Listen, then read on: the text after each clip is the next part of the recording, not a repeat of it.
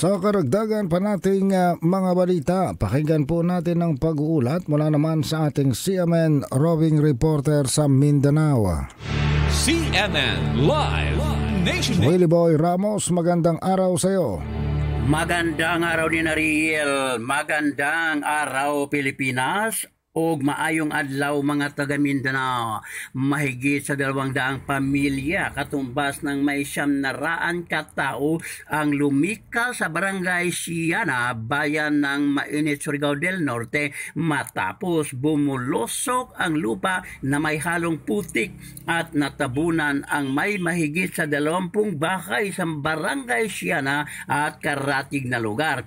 Isinisi ng mga residenteng apikitado ang mud floods ay bunsod ng pagmimina, kung kaya't bahagyang pag-ulan lumilika na ito ng mudslide at ang pagguho ng lupa nitong nagdaang Sabado ng umaga ay sanhi ng pagkabulas ng tailing facility ng minahan. Buwelta naman ng mining company na ang nabulas na tailing facility ay di umano'y luma na, pero hindi pa rin maialis ang paninisi ng mga residenteng nakaranas ng mud floods.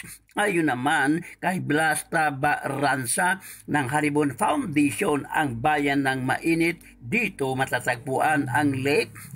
Ang tubig mula sa naturang lake ay mula sa Mount Hilong-Hilong, kung saan mayroong minahan at illegal laging, subalit na hinto ito noon nang ang mga kahoy ay naparam. Ang Lake Mainit ng bayan ng Mainit, Surigao del Norte, kung matatandaan, nagtungo ang Pangulong Bongbong Marcos nitong nagdaang taon upang pasinayaan ang Lake Mainit Hydroelectric Power Plant sa bayan ng Habunga, Agusan del Norte.